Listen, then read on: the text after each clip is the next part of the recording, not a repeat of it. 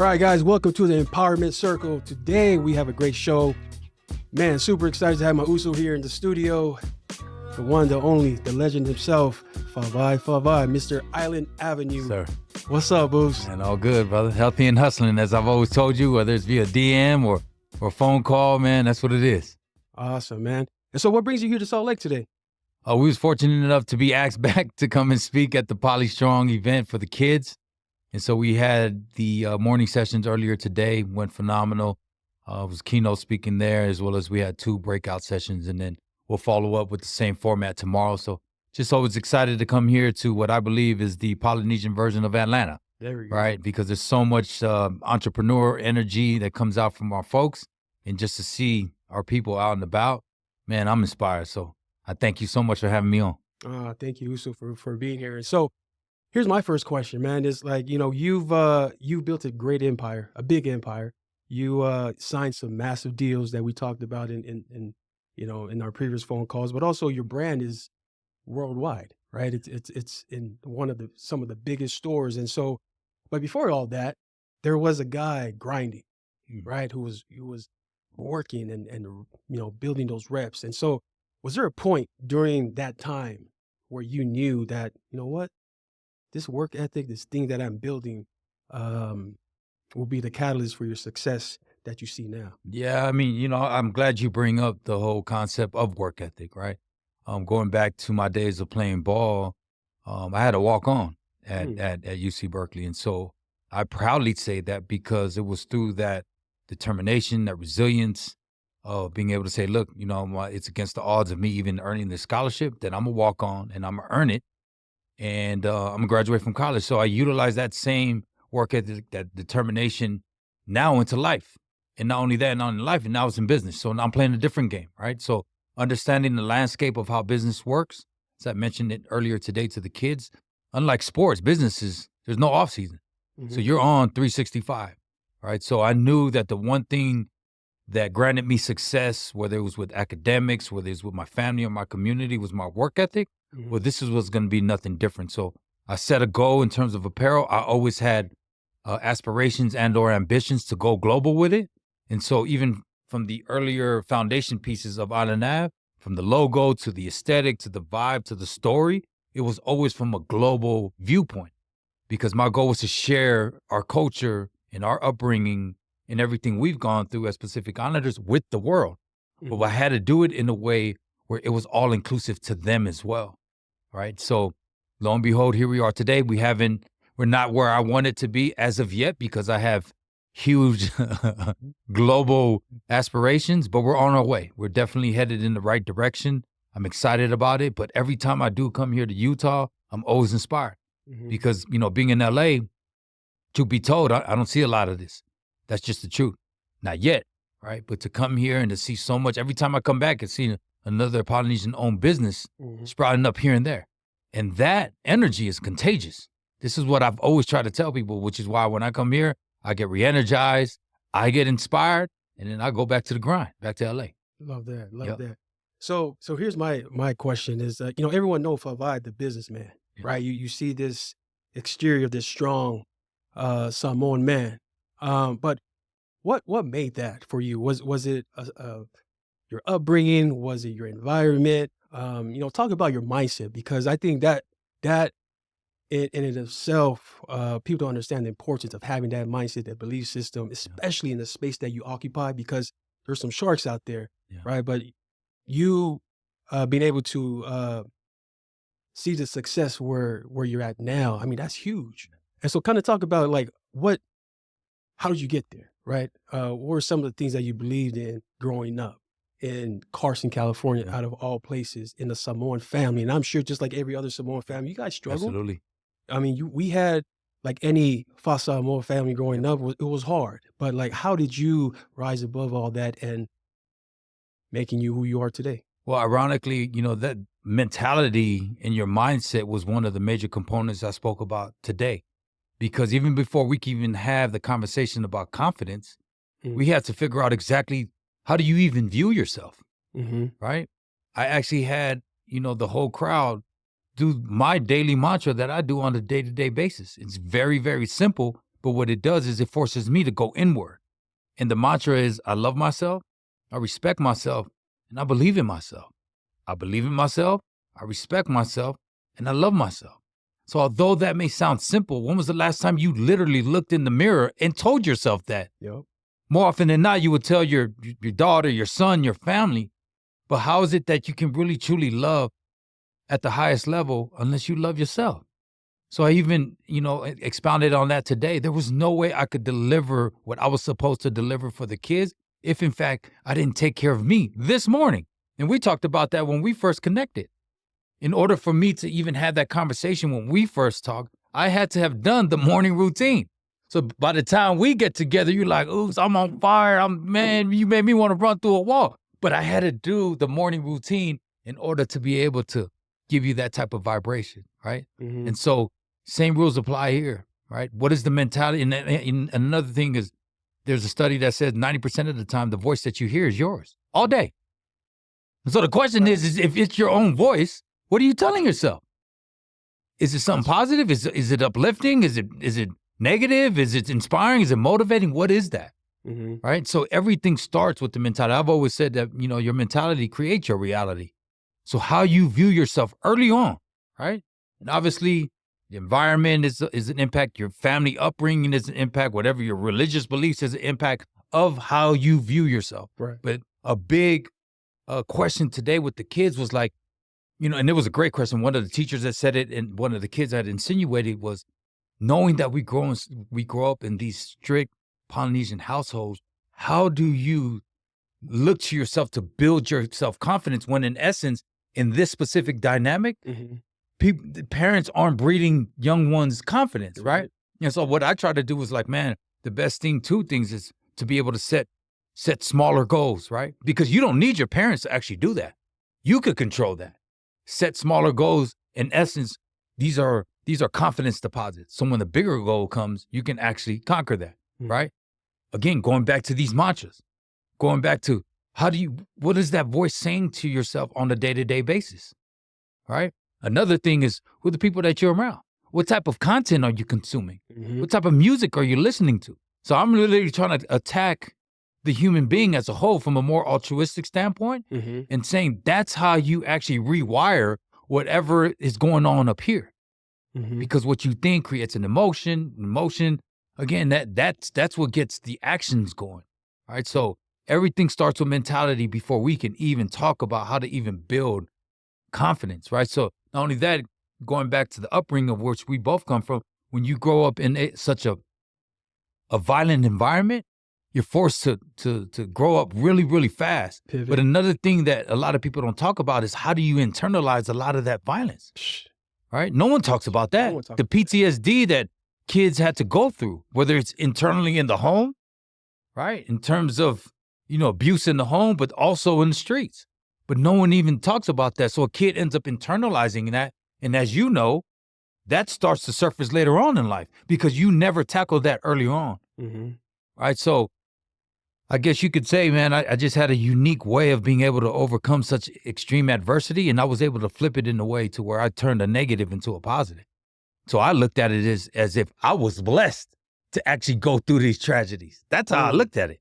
To this day, I view every time I go through a storm, I'm like, oh no, this is another blessing. Because if if you go through the storm, there's the blessing on the other side. Right.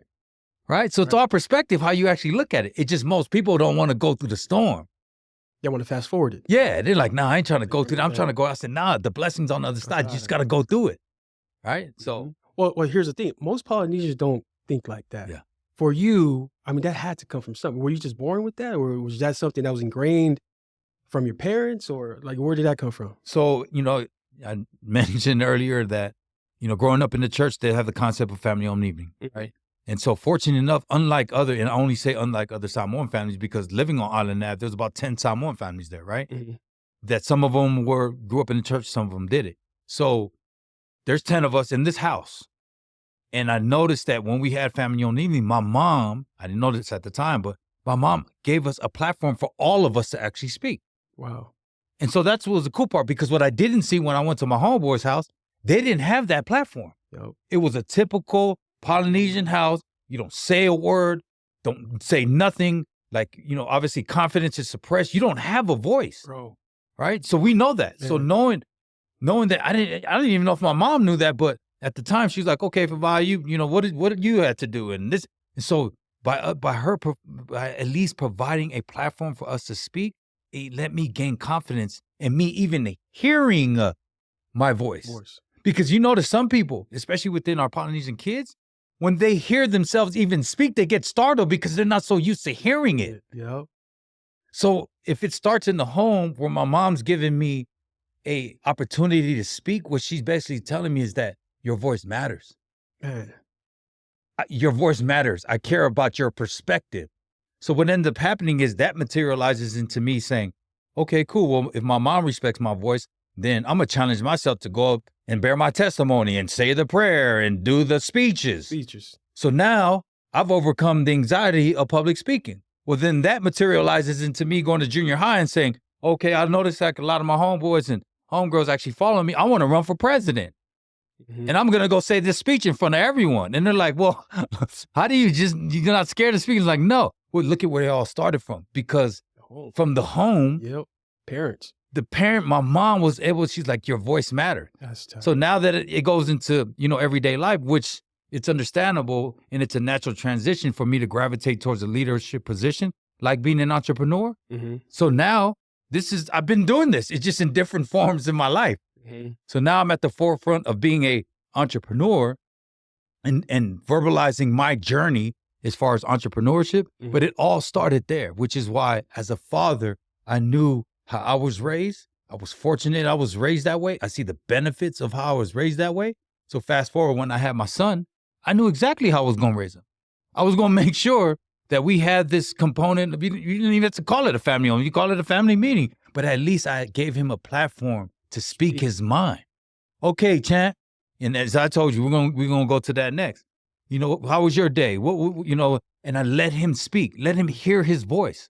So he says, oh, the one that says he loves me the most, he actually cares about what I think as a 5-year-old, right?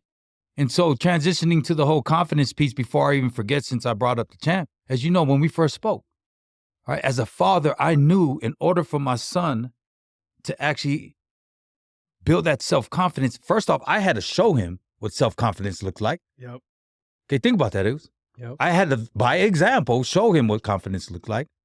And then I had to use these tactics to actually externally implement confidence in him. And one of the, methods that I used, because I'm out to use it with Tyson, was what's the names that I would call my son?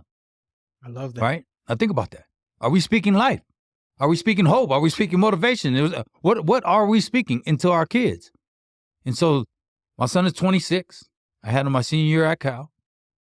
And he's named after me. And to date, full disclosure, I have never called him, ironically, by his name. And since the day he opened his eyes, his name is the champ. Love that. So if I called you for the champ for 26 years, think about this. This is common sense. All you heard, even this morning, and he's in Mallorca, Spain. What's up, champ? You ready to win the day, champ? What you got, champ? You know what I'm going to do. I'm going to walk up in here and do these speeches and these podcasts, champ. What we going to do? Like, this is what I'm speaking into. Yeah, Dad, that's exactly what you're going to do, Dad. You're going to go up in there and we're going to win the day and I'm going to double back and I'm going to do it. Like, but that had to have been groomed for 26 years. Like, come on. Just force a kid to actually act like that. Right. And I've always said, and then I said this, I even said this to the kids. I was one of those kids, like, bro, don't tell me something you're not going to do. So if you're going to run the 10 miles, I want to see you do that. Yep. Right? If you're going to not eat this type of food, I want to see you do that. So I knew my son was very observant from earlier on. Right. So I knew whether it was lifestyle changes or whatever it was, that I had to show by example first in order for him to follow. Because as you know, great leaders lead by example first, and then people follow. So a lot of it, especially with my son, was, again, by example. I shared, before I forget, because we're on this topic, and, I shared it on Buddha's podcast, that another example and or situation in which I had to exude confidence was when we landed the FUBU deal. Yes. So, I was fortunate enough to speak on the same panel as Damon John, the co-founder of FUBU and on Shark Tank, and he was going to be in the same place. Come on, come on. You leave it up to me? Oh yeah, we're going to get something done, right? So I knew the opportunity was there. Mm-hmm. I didn't know what the outcome was going to be, but I know I was going to be ready, right, for this meeting. Right. My son is there with me. And by design, I made sure that he was going to be in there. So the guy that orchestrated the meeting, there was a backdoor meeting. Mm-hmm. He said, Faavae, meet me here. I'm going to set it up. I said, cool, but my son going to be in there. He said, it's all good. He had his people there, his security, ran up in there. And I whispered to my son. I said, champ, lock the door. We ain't going out here. We ain't leaving here until I got this deal. Lock the door. You feel me? And so my son laughed, but he knew I was going in there to get the deal done. Okay? Now I got to show. I got to show up because my son is watching. Okay? The one I love the most. He's watching that. Now everything the dad was talking about. Okay, cool. Get down now. Right? Here we go. Showtime, baby. Right? So now he's standing across the room. My boy's like, hey, Faavae, again, I played this in my mind a million times. I'm going to meet the homie at some point. Well, here it is. Now seize the opportunity. So we did role playing earlier on how to build relationships with the kids. Mm-hmm. I told him exactly how I did it. Walked up to him, looked him in his eyes, shook his hand as if I was going to break his arm off so he could remember that. Obviously, visually, he ain't gonna forget because I'm the only Simone cat that hollered at him like that. And then immediately went into business mode and said, man, you know what? This is my line. Obviously, strategically put the apparel in the Nordstrom bag. He was like, oh, cool. It's the Nordstrom bag. I said, oh, we landed the Nordstrom deal. He was like, oh, y'all in Nordstrom? I said, yeah. So I used that as leverage. Him and I know Bun B through the restaurant stuff, and obviously he know him through hip hop. Mm-hmm. So there was commonality there. And then I went in for the ask. What's up with this collab though? Right? Immediately.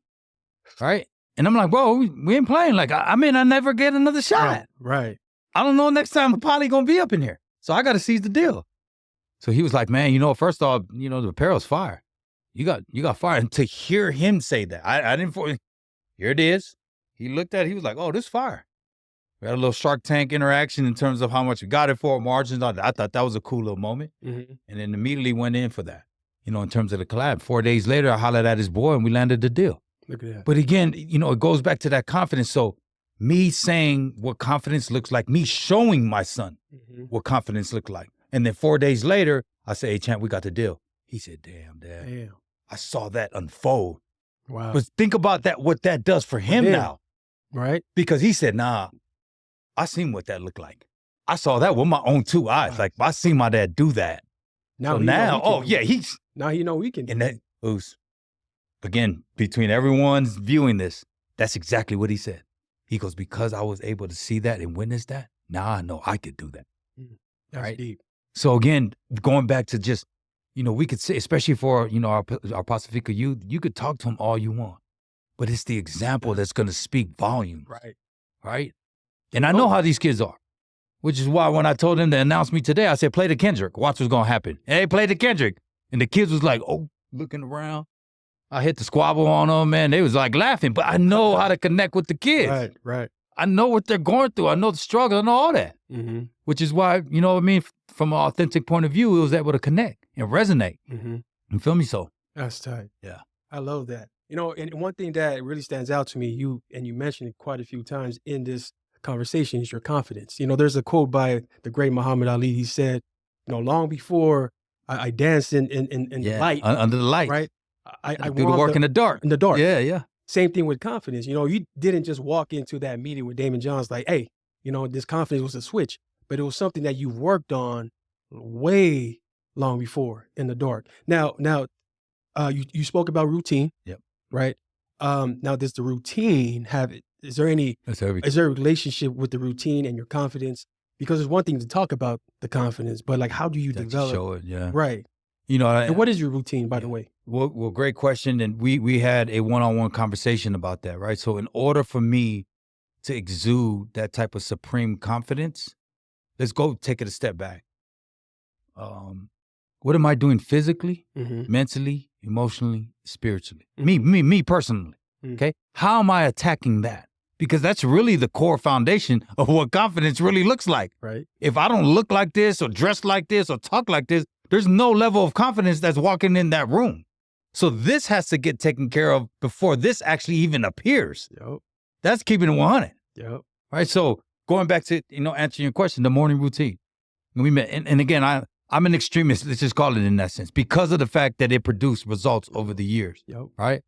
There's a prayer, there's a meditation, there's a mantra, there's reading, and then there's 10 miles a day minimum. 10 miles a day minimum. What time are you waking up?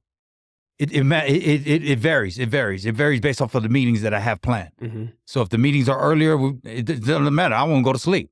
Like, we're gonna get the work done, right? But that's not to say that sleep is not important. I gotta put that out there, right?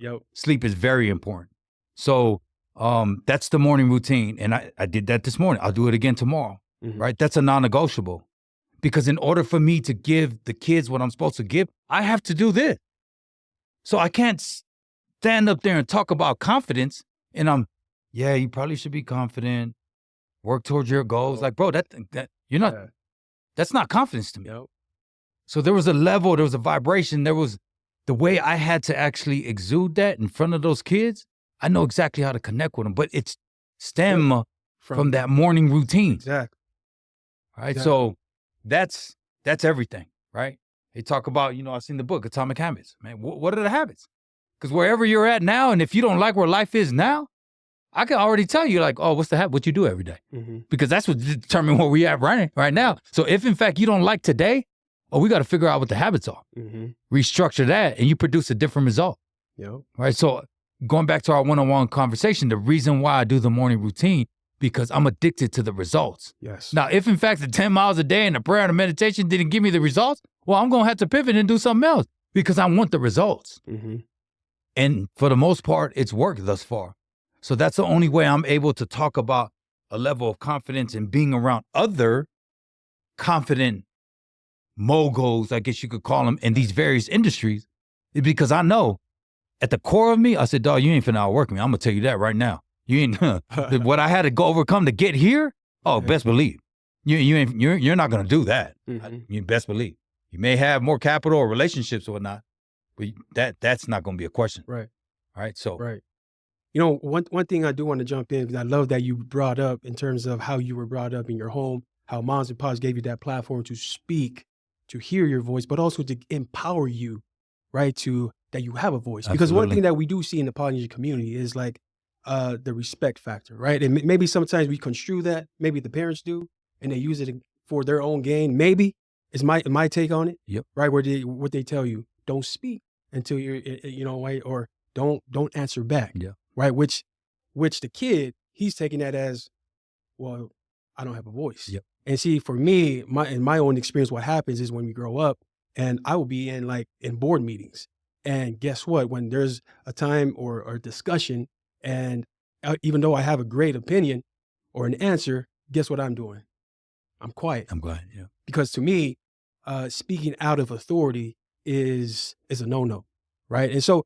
One thing that I do want to address, and I'm not trying to put down our culture, but there are certain things in our culture where I feel can impede our progress in terms of greatness, right? And one of which is the humble factor, because in our Polynesian community, we're taught be humble, don't show off, because that's not a good thing. But just like you said, in business and in success, you have to stand out, right? You have to think big, you have to be bold. So kind of talk about that and how you were able to overcome that. And what would you say to the people who are kind of stuck in that kind of mindset? Well, first off, a loaded question. Yeah. Right? Bro, I don't want to get you in trouble. No, never that. Right? Definitely a loaded question, but definitely a topic that needs to be expounded on, within our community, because these are topics that more often than not, no one's talking about, but everyone feels. Mm-hmm. So I utilize your platform as well as the PolyStrong platform, whatever the platform that I have here in Utah, because I know a lot of the kids and also us as grownups have gone through that. And so it's I guess you could say, the dichotomy between being humble on one hand and being confident on the other. And can they really coexist? Right? In the context of how we were raised as Polynesians. Right. But again, I have to contextualize it even further. I wasn't raised that way, as I had mentioned. My mom gave me a platform to speak. So to this day, I thanked her for that, because I saw the homies down the street weren't getting that type of action, right? They were raised in a typical household where, again, there was violence if you spoke. And I've always said this, that in a way, it's almost disrespectful to actually speak. But the drawback, I've said this a million times, you suppress a kid's confidence, right? And then later on, they're sitting in the boardroom, and when it's time for them to actually show up and show out, they don't have the confidence in the voice to actually speak. Bro. So my thinking is, in all honesty, like, can they, I gave an example of, can they coexist? Absolutely. And I've gave the example when I had these meetings with these, Fortune 500 companies. And the way I do it is I lead with humility, as we all do in any Samoan Pacific Islander ceremony. I lead with humility, and I come back and double back with supreme confidence, right? Wow. So they can coexist. Wow. It's just how you actually work it, right? Now, in terms of the definition of humility as it relates to Polynesians, I mean, I think in all honesty now that we're living in America, I think that definition is more submissiveness, right? Yeah. And so there's a difference between submissiveness and humility. Yep. Okay? Yep. I think a lot of what's going on in our Polynesian homes is this, right? And either way, whether it's the humility part or even the submission, either way, the result is going to be that you're suppressing a kid's confidence. Yes. And they're going to grow up not having that self-confidence.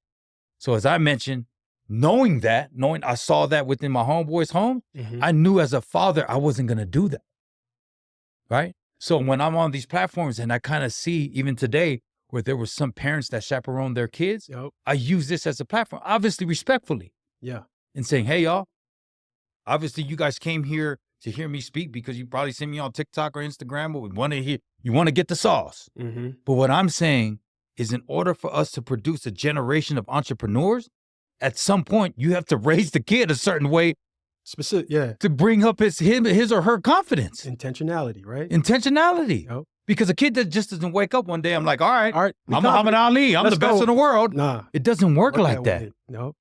Right? The kid has to be born and bred in that, just like anything else.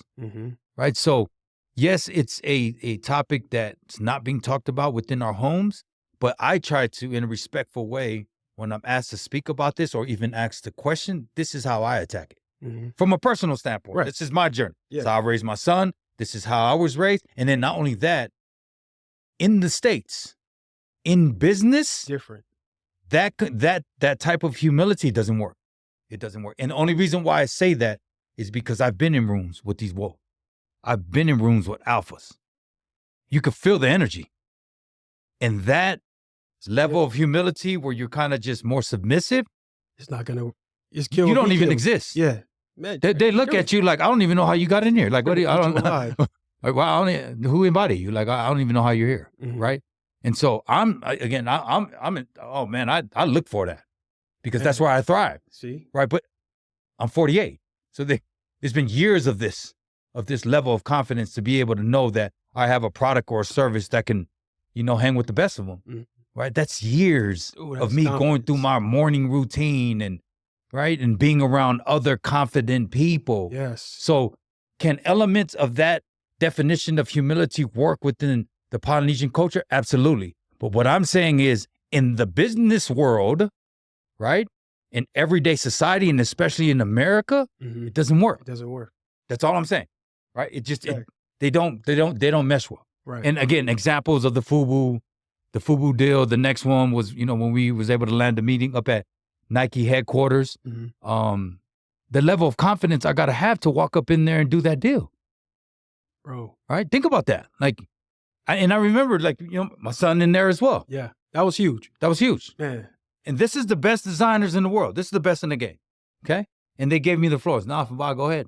It's your idea. Let's hear it. I said, oh my God.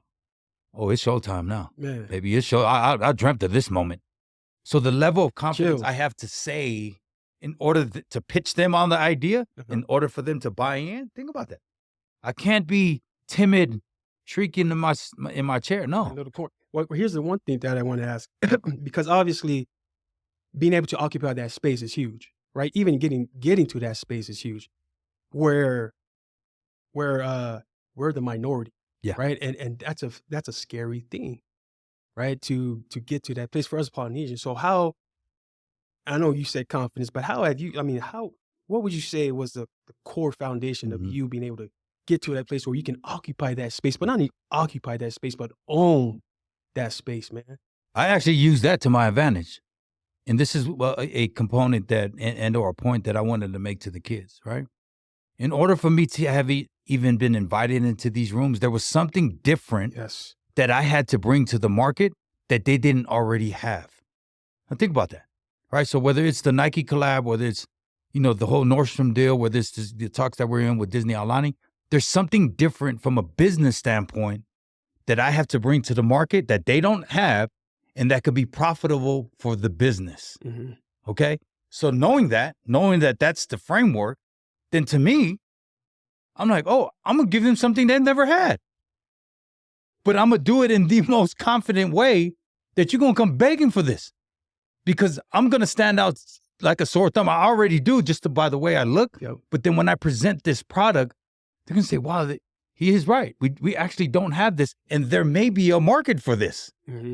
Let's see.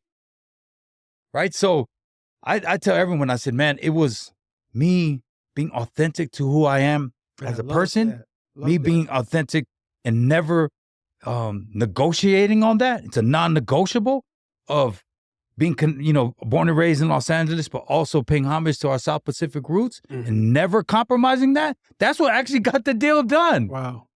Think about that. Because more often than not, you think, oh, well, that's what's trending. Let's just knock that off. Right? But you can only knock off for so long. But I knew that by going in there with a very authentic story, with a unique vibe and just a unique collection, that we were going to stand out because I knew what was on the floor anyway. Now, granted, I did my market analysis. I went into Nordstrom's. I saw the different brands. I was familiar with a lot of those guys. I seen their aesthetic and their vibe, but there was nothing like this in the market. So it was up to be able to, take the leap of faith and see. Because again, remember, I don't know if anyone was going to gravitate towards it. It could be a gift and a curse. There's probably a reason why there's no one in the market that looks like that. But lo and behold, people have gravitated towards the brand. Why? Because I believe it's the authenticity of it. Yes. Right? There's no apologies when I walk into this. This is who I am. Right? And as you know, how you do one thing is how you do everything. How you do so Out of Nav is just an extension of who I am. So when they're talking about you have to compromise or not put this in design, I'm like, so you're telling me to negotiate who I am? Yeah. The principles of which I stand for as a human being and as a father, this is my son. So what does it look like as a father that I compromise on the principles for what? No, we're not doing that. I'm not cuffing that cloth. One thing we don't talk about enough in the Polynesian culture is mental health, right? In our culture. And so a lot of us do battle with depression, anxiety, or peer pressure to be strong all the time and not show any forms of weakness. And so what's your advice to Polynesian men and women who feel like they have to carry everything alone? Well, first off, I just want to let them know that we see them, right? Because sometimes, carrying a load like that, you feel like it's just you. It's more of an isolated event when in essence, like a lot of us growing up in that specific type of dynamic feel that it's just you doing this and you can't express, how much stress that you actually have to go through. Now, obviously the one component is being able to provide a safe space like you did in terms of that event where you bring Polynesian men together in a safe space where we could talk about these taboo topics that normally don't get discussed. Right. And that's the start. Because now we can talk about this mental health issue that's not being addressed. Now we could talk about how we've raised our kids. And I'm talking about all of us, how we've raised our kids this way. And then this is the result. Then the question becomes is us knowing that as parents and as the leaders within our community, well, what are we going to do to change that? Right? Do we even see anything wrong in that? Yeah. Some people don't see anything wrong with that. Right? And so I respect everybody's opinion. All I'm saying is that from my vantage point and from my viewpoint in terms of entrepreneurship, the level of confidence has to be there, no matter what ethnic group you are, right? But, going back, that is a huge topic within our community of, the whole mental health issue, depression, all these topics that don't get discussed and just don't get, we don't share a lot of that. And that's why when I text you and I saw, the phenomenal outcome of the event, I said, man, you onto something great, dude, because you about to change lives because you're providing a platform that's never been done before, right? I guess in this sense.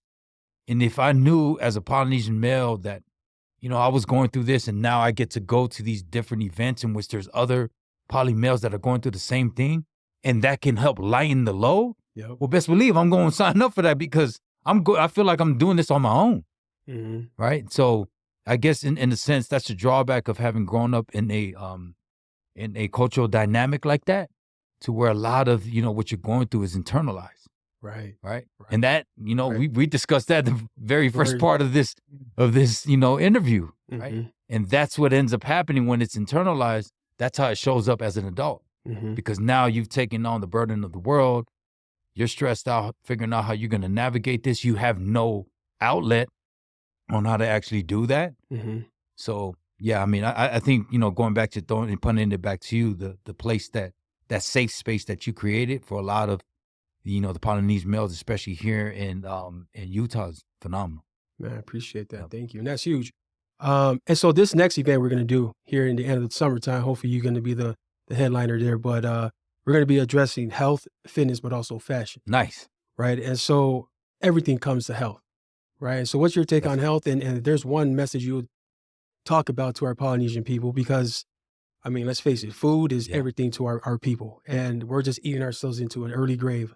And so, talk about that. We talked about that and how that correlates to your confidence. But talk about health and how important that is specifically for you, because you say you're like in your late 40s, but man, you look like you're 20.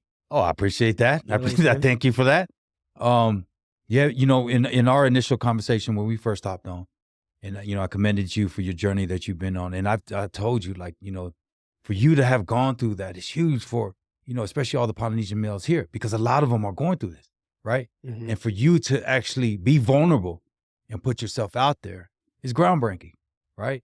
But, health, I can't be on this podcast. I can't talk to the kids. I can't be a great father without that health piece. Yes. Right. And although, once again, this is probably a taboo thing to say, but I'm one of those people when I see so much of this is so prevalent within our community, and now the mortality rate of those passing away is getting younger and younger. And I've said this for years, that, when is enough enough? We already know what the corporate is. It's just, ironically, it's the actual food that's being served in our homes and in our ceremonies. Now, I've always said the problem was that we intertwined the culture and we connected the food to the culture. So now you can't have a sacred Samoan or Polynesian or even Tongan ceremony without the food. Mm. Which in essence, this is the main culprit that's been killing us. Yes. And then the irony behind that, we have the Faavae Faavae, and then we go right back to the church to eat the exact same food that the homie passed away with. Bro. And I've been saying this for years. Yep. But obviously, if we're not a culture where we get together and be able to address these issues in an open, respectful way, then we just all pretend like it's not happening. Right. But I'm not one of those people. Like, I have to be able to say, like, yo, man, I love my people, man, but this is the main corporate. I just got back from Europe. They're not doing that. What we're eating here, I don't even know if it's food at this point, compared to what I just ate 2 weeks ago. Mm-hmm. Right? And what even drives this point even further, if some of you guys have been to Europe, they still smoke and drink. I mean, I'm talking about young ones. Wow. So it basically tells you it was the food the whole time. Right. That's killing me. Obviously, the smoking and drinking can exasperate it, right? But these people, one of the blue zones is in Sicily. Yep. So I've been to Italy, and we just got back from the south of France. It was all talking it up. It made me feel like, damn, maybe I should start smoking cigarettes, right? Because they made it look like, and so when you know their culture, that's part of their culture. Mm-hmm. And the result is they got the most centurions, right? One of the most, it's a blue zone in Italy. Wow. So you have to attribute that to the culture as well as the food. And then when you taste the food, you go, oh, dog, we've been bamboozled. I don't know what we're eating back there. Right here. And the whole gluttony thing, the whole concept of breakfast, Speak on that. they don't even do that there. They don't eat breakfast. They were like, oh, what is that? Yep. The dude looked at me, he's like, what is that? No, that's an American thing. It's an American thing. Right? And then you also saw on how, obviously a lot of the buildings were built thousands of years ago. But even to this day, some of the newer buildings, the hallways, you literally got to walk sideways. Because the people that actually live here, they're smaller. Right? They're small. They're healthier. Yeah. And they're walking everywhere. Mm-hmm. So from a cultural standpoint, what we've done here, combining the sedentary lifestyle with the American diet and then the Polynesian diet, And then when everybody is congregating and living like that, well, and no one gonna try to stop the party because we're all having a good time. Yep. No one wants to be the party pooper. Yep. But because I've changed my lifestyle, because as a father, I wanted to produce a different result, especially within my own son, by example. I'm not one of those dudes that, because remember, when I was getting it, I didn't want someone to tell me to stop the party. Right. I was the life of the party, right? But at least by example, from a health standpoint, when people ask the question, or by example, we go to dinner and they see what I order, it's always by example. And I tell them why. I'm like, bro, I eat this food because it produced this result. Going back to me being a result-based person, right? If it didn't produce this result, I wouldn't eat this food, right? It's a really simple equation for me.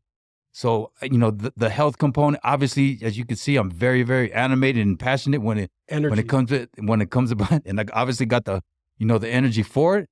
But I know this is a topic that really, really needs to be discussed. Yes. And every time I do bring it up, obviously in a respectful way, I always have these side conversations after. Faavae, you're right. Me, myself personally, as a mom, as a dad, unfortunately, this is what it's been.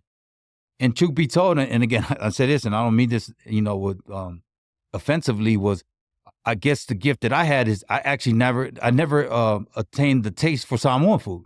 So even when people say, oh, you don't like Samoan, I say, I never even attained the taste for it, right? Because in my mind, in all honesty, again, it's a joke with my brothers and sisters. No, once I knew my mom was serving Samoan food, I knew that there was no more food in the house. So that was like the last of it. So if you didn't eat that, you weren't eating. You're done. Right? So even fast forward, people ask if I never even, acquired the taste for it. Wow. Right? So it's crazy. In terms of cutting it out, I was like, bro, I never really even ate it. But when I saw that, again, some of my loved ones, have passed away and are like on their deathbed now, and the main culprit is that, then you have to address the issue of food addiction, right? And that's a whole nother story, discussion, right? Yeah, that's a real thing. That is a real thing. It's a real thing that's going on. Oh man, not only amongst our people, but in people in general. Yeah. Right. So it's a battle that I'm willing to fight, obviously, because I think.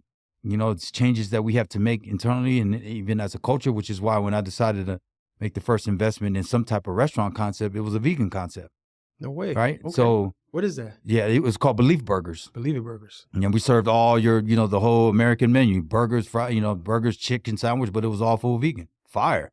Love right? Because again, it was just me saying, if in fact I'm going to make that type of investment, I'm going to literally put my money where my mouth is. And it was the most, I actually shed a tear because when we opened up, we had a event there. It was like an island reggae night, and Poly's lined up because obviously they heard that I was part of it. Poly's line is, man, this is fire. They support. They supported, but it was me just planting a seed because that type of behavior doesn't change overnight. Right. Yeah. But at least you can plant a seed, right? Where that goes, I don't know. But my challenge, especially with all our, Pacifica parents. I've had one-on-one conversations with the parents because remember, at the end of the day, the kid's going to eat what you give them. Yo, it's them. Yeah. So, when I see a kid, especially our kids that are on the obese side, I don't look at the kid. I'm like, come on, bro. They're not buying the food you are. Yep. So are we going to hold each other accountable or are we not? Yep.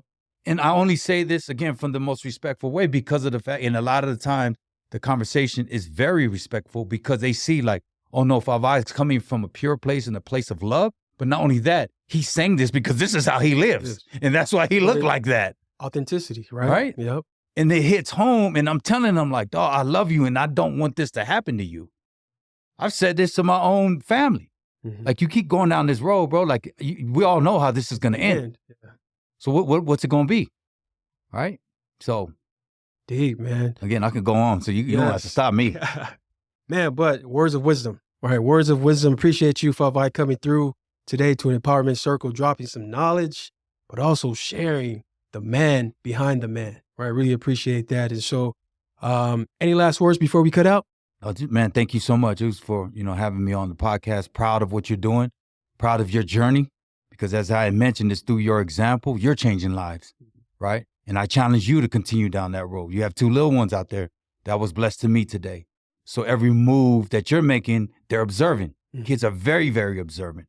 So when you talk about confidence and healthy living, it's more so you setting that example. And then you took it a step further and opened up that space for a lot of Polynesian males. And we need that. We need that. There's a space for that, right? So for you to take the time out, knowing that you're on your own journey and then try to share it with our folks, it's phenomenal, man. So when you reached out and we connected and, you know, provided this space for us to have a conversation and kind of talk about these topics that are lingering within our community, I'm all for it. I'm all for it, man. And again, as I've always said, whatever resources I have is yours. I have an obligation, and I don't take it lightly to be able, whatever I've attained along my path, to come back and give it to our people. So that's an obligation that I have, and I don't take it lightly. So whatever resources that I have, again, those that are watching, please reach out, you know, because I really, really love when I see our people win. Man. And you winning, News. Thank you. And you keep winning. Thank you. Hey, them shades is nice. I'll get you some. That. This for the jacket. Yes, sir. Yes, sir. All right, man. Thank you so much, Faavae. Yes, sir. Man, thank you, Uso. Yeah. Appreciate you. We'll see you guys soon on the Empowerment Circle. Catch us on the next episode. Peace.